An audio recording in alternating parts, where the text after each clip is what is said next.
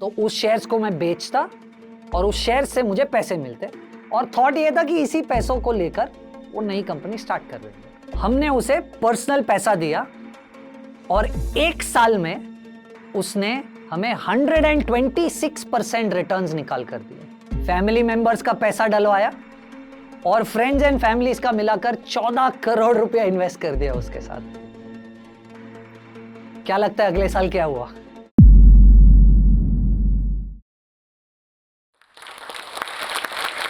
अक्टूबर 2015, आज भी मुझे वो डेट याद है। मैंने मेरी फियांसे को कॉल किया, मैंने उसको कहा मुझे मिलना है। वो भी थोड़ा सा नर्वस हो गई कि ये शादी के 2 महीने पहले क्यों मिलने बुला रहा है।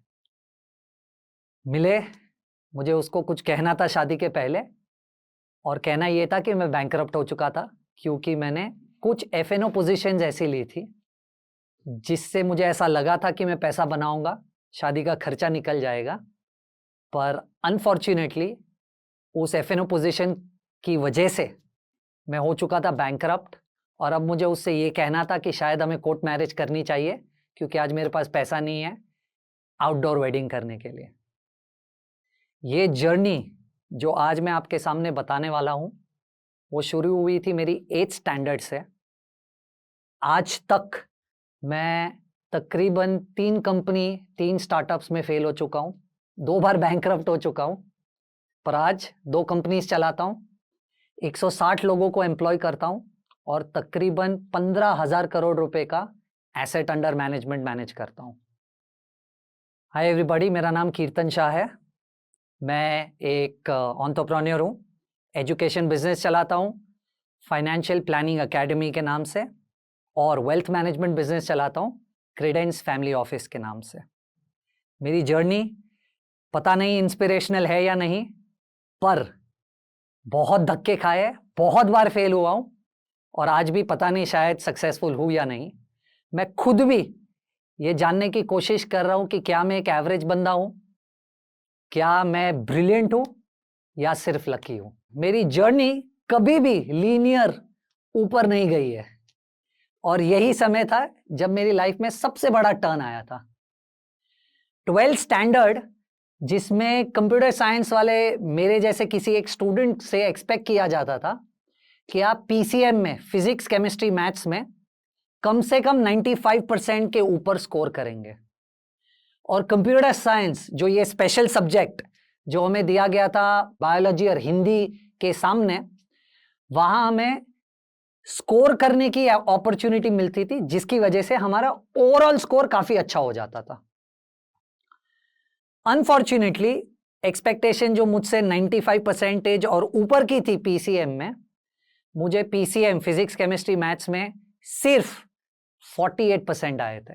अगर कॉलेज चाहती तो मुझे आराम से फेल कर कर पूरा 12th स्टैंडर्ड रिपीट करवा सकती थी, पर कॉलेज को शायद अपनी इज्जत की ज्यादा पड़ी थी, मुझे ग्रेस मार्क्स देकर पास कर दिया। पर ऑफ कोर्स लाइफ को आगे बढ़ना था, थोड़ी सी मेहनत की मेरे पेरेंट्स ने मुझसे ज्यादा और मुझे इंजीनियरिंग कॉलेज में एडमिशन दिला दिया। इंजीनियरिंग कॉलेज में फर्स्ट सेमेस्टर में 5 सब्जेक्ट की एग्जाम्स, 5 में से 4 में फेल और इस बार कोई ग्रेस मार्क्स देकर मुझे पास नहीं किया गया था, मैं एक्चुअल में फेल हो चुका था। तब मुझे रियलाइज हो चुका था कि शायद ये जो कॉन्फिडेंस मुझे 8, 9, 10 स्टैंडर्ड की वजह से मिला था कि मैं एकेडमिकली बहुत अच्छा हूं, ऐसा शायद नहीं था। फेल होने के बाद मुझे ऑफ कोर्स डिसाइड करना था कि लाइफ में आगे बढ़ना है। मेरे फ्रेंड जिनके साथ मैं कंपीट करता था, और शायद आप लोग भी अपने फ्रेंड जिनके साथ कंपीट करते हो एकेडमिक्स में या काम में आगे बढ़ने के लिए, वो मेरे फ्रेंड्स मेरे से बहुत आगे निकल चुके थे और मुझे ऐसे लगने लगा था कि शायद मैं लाइफ में पीछे जा रहा हूं आगे बढ़ने की जगह पे।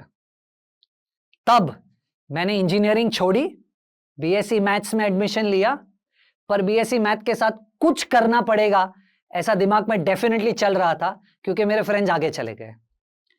3 साल मैंने बीएससी मैथ मेरी ग्रेजुएशन के साथ कॉल सेंटर में काम किया था पूरी रात।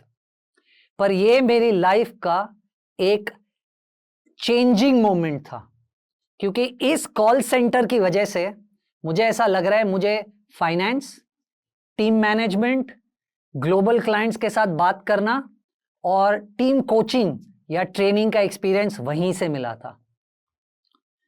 मैं ग्रेजुएट हुआ उसके पहले मैं एक 60 लोगों की टीम संभालता था, ग्लोबल क्लाइंट से फोन पे और ईमेल पे बात करता था और इन टीम मेंबर्स को कोच करता था अच्छे परफॉर्मेंस के लिए। 60 में से 59 लोग मेरी टीम में मेरी एज से बड़े थे। पर अगर ये एक्सपीरियंस नहीं होता बीपीओ वाला या कॉल सेंटर वाला, तो शायद मैं आज आपके सामने खड़े होकर ये बात नहीं कर पाता।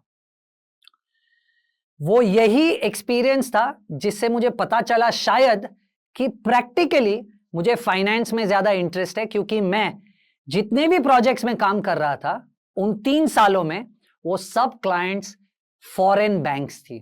तो मैंने सोचा कि अब ग्रेजुएशन के बाद फाइनेंस में इंटरेस्ट है, ये तो डिस्कवर हो चुका है, तो क्यों ना एक ऐसा सर्टिफिकेशन किया जाए जिससे मुझे थोड़ी सी इंडस्ट्री के बारे में ज्यादा जानकारी मिलेगी। उसके बाद देखेंगे आगे क्या करना है। तब मैंने CFP सर्टिफाइड फाइनेंशियल प्लानर ये सर्टिफिकेशन कोर्स करना चूज किया और वहां से मेरी फाइनेंस में जर्नी पिकअप हुई। सर्टिफिकेशन करने के बाद ऑफ कोर्स बहुत सारे छोटे छोटे स्टिंट्स यहां वहां बहुत सारे किए।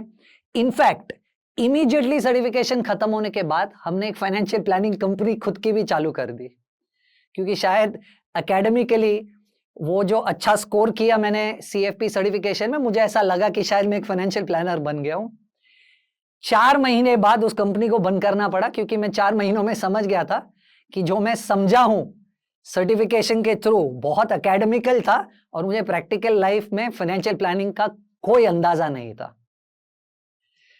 उसके बाद ऑफ कोर्स यहां वहां थोड़ी ब्रोकिंग कंपनीज में, थोड़े बैंक्स में थोड़ा सा काम किया, राइट।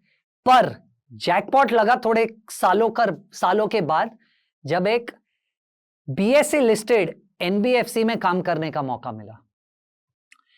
उस BSE लिस्टेड NBFC में काम करके कुछ सालों में मैं एग्जीक्यूटिव डायरेक्टर और ट्रेजरी हेड की पोजीशन तक पहुंच गया था।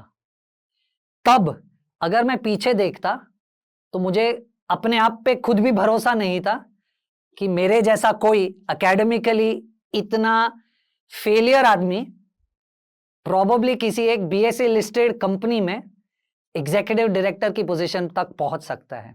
शायद अर्ली 2000 जबकि बात कर रहा हूं मैं, ये मुझे नहीं लगता कि मैं जिस एज में था उस एज के बहुत सारे लोग एक एग्जीक्यूटिव डायरेक्टर लेवल की पोजीशन पे एक BSE लिस्टेड NBFC में थे। मैं अपने करियर की पीक पे था और जैसे मेरी जर्नी रही है, स्मूथ तो रहना नहीं था, रोलर कोस्टर राइड ही था। मैं एक ऐसी सिचुएशन में फंस गया था मेरे करियर की पीक पे, जहां पर मुझे चूज करना पड़ा कि क्या मैं प्रमोटर जैसा कह रहा है वैसा करूंगा या मैं अपने एथिक्स को फॉलो करूंगा।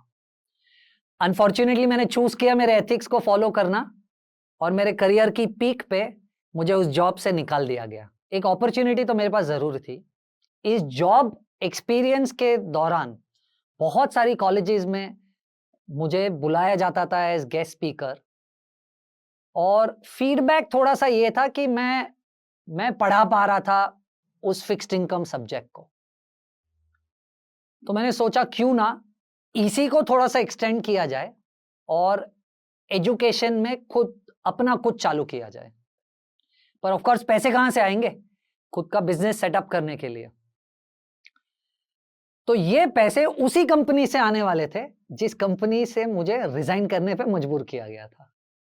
तो उस कंपनी में क्योंकि लिस्टेड थी और मैं एग्जीक्यूटिव डायरेक्टर लेवल पे काम करता था, मुझे उस कंपनी के 2% शेयर्स का अलॉटमेंट किया गया था as ESOPs, employ share options. तो जब मैंने रिजाइन किया तो मुझे वो कंपनी के ESOPs को वेस्ट करने का एक मौका दिया जा रहा था। तो उस शेयर्स को मैं बेचता और उस शेयर से मुझे पैसे मिलते, और थॉट ये था कि इसी पैसों को लेकर वो नई कंपनी स्टार्ट कर देंगे। ये मेरे लिए इसलिए इतना इंपॉर्टेंट था क्योंकि अर्ली 2000 में इस 2% शेयर की वैल्यू तकरीबन 1 करोड़ रुपए थी। बहुत पैसा था उस जमाने में ये मेरे लिए, और शायद ये पैसा ना होता तो मैं इस कंपनी को स्टार्ट भी नहीं कर पाता। यहां से मेरी लाइफ की दूसरी जर्नी स्टार्ट होती है। मैंने खुद की एक ट्रेनिंग इंस्टीट्यूट लॉन्च की, FPA एड्यूटेक प्राइवेट लिमिटेड, जहां पर मैंने जो CFP सर्टिफिकेशन किया था उसी CFP सर्टिफिकेशन की कोचिंग कराते थे। पहले ही साल में हमने 300 बच्चे एनरोल कर लिए और पहले ही साल में मैंने मेरी सैलरी से तकरीबन 1.5 गुना ज्यादा पैसा कमा लिया था एंटरप्रेन्योरशिप में। ऑफ कोर्स कॉन्फिडेंस वापस ऊपर आ गया था, पर शायद इस कॉन्फिडेंस के साथ थोड़ा सा ओवर कॉन्फिडेंस भी आ गया। क्योंकि हम फाइनेंशियल प्लानिंग पढ़ा रहे थे तो 2 चीजें मेरे दिमाग में स्ट्राइक कर गई कि अगर मैं साल का 300 बच्चा पढ़ा रहा हूं तो उनको प्लेस करके क्यों ना पैसा कमाया जाए। तो हमने सोचा एक HR कंपनी लॉन्च कर देते, प्लेसमेंट कंपनी, जो इन 300 बच्चों को प्लेस करेगी और पैसा कमाएगी।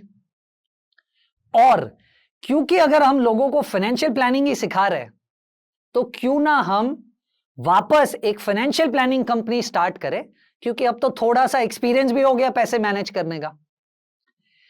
तो पहले ही साल के सक्सेस के बाद एजुकेशन बिजनेस में हमने और 2 नई कंपनीज खोल दी, एक जो ह्यूमन रिसोर्स और प्लेसमेंट का काम करती थी, दूसरी जो फाइनेंशियल प्लानिंग का काम करती थी। आप थोड़े से सरप्राइज हो जाएंगे पर नहीं होइएगा, क्योंकि मेरी लाइफ में मैंने सिर्फ फेलियर पहले देखा और सक्सेस बाद में देखा है। 1.5 साल एग्जैक्टली मुझे याद है, मैंने एजुकेशन कंपनी स्टार्ट की, उसके 1.5 साल बाद HR और फाइनेंशियल प्लानिंग दोनों कंपनी एक साथ चालू की। पहले फाइनेंशियल प्लानिंग कंपनी की बात करता हूं क्योंकि वो थोड़ा सा ज्यादा इंटरेस्टिंग और रिलेटेबल है। हमें एक फंड मैनेजर मिला, बहुत ही पॉपुलर था, टीवी पे, IIT-IIM बैकग्राउंड वाला था, और उस जमाने में वो मैनेज फ्यूचर्स किया करता था, जिसे आज आप एल्गोरिदमिक ट्रेडिंग वगैरह कहते हैं। उस जमाने में उसको नाम नहीं था तो लोग उसे मैनेज फ्यूचर्स कहा करते थे। मैनेज फ्यूचर्स में हमने उसे पर्सनल पैसा दिया और 1 साल में उसने हमें 126% रिटर्न्स निकाल कर दिए। अगर आपको कोई 1 साल में 126% रिटर्न निकाल कर दे तो आप क्या करेंगे? मैंने एग्जैक्टली वही किया। जितना भी पैसा कमाया था सब पैसा उसे दे दिया। जो पैसा पहले साल दिया था जिस पे 126% रिटर्न निकला वो भी नहीं निकाला, वो भी दे दिया। फैमिली मेंबर्स का पैसा डलवाया और फ्रेंड्स एंड फैमिलीज का मिलाकर 14 करोड़ रुपया इन्वेस्ट कर दिया उसके साथ। क्या लगता है अगले साल क्या हुआ? अगले साल, और ये वही समय है जहां पर रघुराम राजन जी को RBI गवर्नर घोषित किया गया था। हमारे फंड मैनेजर शॉर्ट खड़े थे मार्केट पे और 2 दिन में बैंक निफ्टी में तकरीबन 2000 से 2500 पॉइंट की रैली कर दी। 2 दिन में पूरा कैपिटल साफ। ना सिर्फ मेरा, पर 1.5-2-2.5 साल में जो कंपनी ने भी कमाया था, क्योंकि वो सब भी इन्वेस्ट कर चुके थे, पूरा कैपिटल साफ हो चुका था, बैंकरप्ट कंप्लीटली। और हमारे पास पैसा ही नहीं था उस HR कंपनी को भी फंड करने के लिए। तो 2 चीजें हुई, HR कंपनी बंद करनी पड़ी, बैंकरप्ट हो चुके थे, और क्योंकि जो फ्रेंड्स एंड फैमिलीज थे उन्होंने हमारे कहने पे पैसे लगाए थे, अब सिचुएशन ऐसी आ चुकी थी कि उनको भी अपना पैसा वापस देना है। एक ही भरोसा था, एजुकेशन कंपनी जो अभी भी ठीक ठाक चल रही थी, वही कुछ ऐसा करना था जिसकी वजह से शायद हम पैसा रिकवर कर पाए और ये जो भी प्रॉब्लम्स में हम फंसे उसको सॉल्व कर पाए। पूरा कंसंट्रेशन वापस एजुकेशन कंपनी पर डाल दिया। 1-1.5 साल बहुत ही ज्यादा मेहनत की और एजुकेशन कंपनी और थोड़ी सी बेटर हो गई जो पहले थी उससे। जैसे ही चीजें बेटर होती है, अनफॉर्चुनेटली लक फ्लेवर करना छोड़ देता है। शादी के 3 महीने पहले क्योंकि मैं फाइनेंस पढ़ाता हूं, मुझे फाइनेंस समझता है, ऐसा मुझे लगता है, मुझे ऐसा लगा फाइनेंस में या शादी में इतना पैसा खर्चा करके कोई मतलब नहीं है, राइट? क्योंकि बाराती लोग जो आने वाले वो गाली देकर ही जाएंगे, आप कितना भी ध्यान रख लो। बेस्ट ऑप्शन था कोर्ट मैरिज करेंगे, बट फॉर्चुनेटली अनफॉर्चुनेटली मेरी वाइफ को नहीं चाहिए था कोर्ट मैरिज, और उसे चाहिए थी एक बड़ी बिग फैट आउटडोर वेडिंग। क्योंकि सब चीजें ठीक चल रही थी, मैंने भी हाँ बोल दिया, ठीक है कर लेंगे। पर जैसे जैसे शादी का खर्चा बढ़ते गया और मुझे एक्चुअल में पता चलते गया कि कितना पैसा लगने वाला है, मुझे लगा कि यार ये इतना पैसा तो डालकर कोई मतलब नहीं है। तब मैंने सोचा इतने टाइम से मार्केट्स में है, लोगों को मार्केट्स पढ़ाते हैं, मार्केट समझता है, मार्केट्स काफी स्टेबल भी है, क्यों ना फ्यूचर्स एंड ऑप्शंस कर कर ये पैसा कमा लिया जाए, जिसको शादी में इन्वेस्ट कर देंगे। जो मैंने आपको पहले भी कहा, आज भी वो दिन याद है मुझे। मैंने ऑफ कोर्स उसके पहले पोजीशंस ली थी फ्यूचर्स एंड ऑप्शंस में, एंड अनफॉर्चुनेटली वो पोजीशंस काफी लेवरेज थी, जितना मैं अफोर्ड कर सकता था उससे काफी ज्यादा थी, क्योंकि पैसा मुझे ज्यादा बनाना था। मुझे ऐसा लगा वो पोजीशंस लेकर अच्छे से पैसा कमा लूंगा और उस पैसे को वेडिंग में डाल दूंगा। सब पोजीशंस गलत हो गई। ना सिर्फ पोजीशंस गलत थी, इमोशंस गलत थे, प्रेशर बहुत ज्यादा था, एंड जितना भी पैसा पिछले 1.5-2 साल में वापस कमाया था उस एजुकेशन बिजनेस से, वो सब पैसा इस एफएनओ ट्रेडिंग की वजह से जा चुका था। ऐसी नौबत आ गई थी कि अब कमिट तो कर चुका था कि आउटडोर वेडिंग करेंगे, कार्ड्स बढ़ चुके थे, सबको पता था ये वेडिंग कहां होने वाली है, पर पैसा नहीं था। पर्सनल लोन लेकर, आज भी मुझे याद है, मैंने 16.5% में पर्सनल लोन लेकर शादी की थी। ऑफ कोर्स शादी हो चुकी थी अब, पर फाइनेंशियली तो मैं अब भी स्टेबल नहीं था, क्योंकि लोन चुकाना था, और लोन चुकाने के बाद वापस उस स्टेज पर पहुंचना था जो मैं ऑलरेडी था शादी के पहले। बहुत मेहनत करनी पड़ी। मुझे आज भी याद है, इमीडिएटली शादी के 2 दिन बाद से मैं एसबीआई लाइफ के लिए ट्रेनिंग्स लेने के लिए तकरीबन 45 डेज कंटिन्यूअस इंडिया टूर पे था, और यह सिलसिला अगले 2 सालों तक चला। कंटिन्यूअसली मैं और हमारी पूरी टीम, मुझे ऐसा लग रहा है कि इन प्रॉब्लम्स में भी बहुत बड़ी अपॉर्चुनिटी है। शायद अगर मैं इस प्रॉब्लम में ना होता तो मैं शादी के बाद थोड़ा सा आराम करने का सोचता, पर मैं इतना सीरियस हो गया शादी के बाद काम को लेकर कि मुझे ऐसा लग रहा है चीजें automatically started falling in place. 2 या 3 साल, प्रॉबली 2.5 से 3 साल एजुकेशन बिजनेस में शादी के बाद इतनी मेहनत की कि वो लोन भी पे कर लिया था, काफी पैसा भी इकट्ठा हो गया था, और हमारी टीम भी बहुत बढ़ गई थी। मुझे ऐसा लग रहा है 3 साल बाद शादी के मैं शायद ऐसी उस सिचुएशन पे पहुंच गया था जब मुझे ऐसा लगने लगा था कि शायद अब education side of the business काफी स्टेबल है, उसमें काफी लोग ऑलरेडी एम्प्लॉयड है जो बिना मेरी इंस्ट्रक्शन के या फिजिकली मेरे प्रेजेंस रहने के काम ऑलरेडी कर पाएंगे।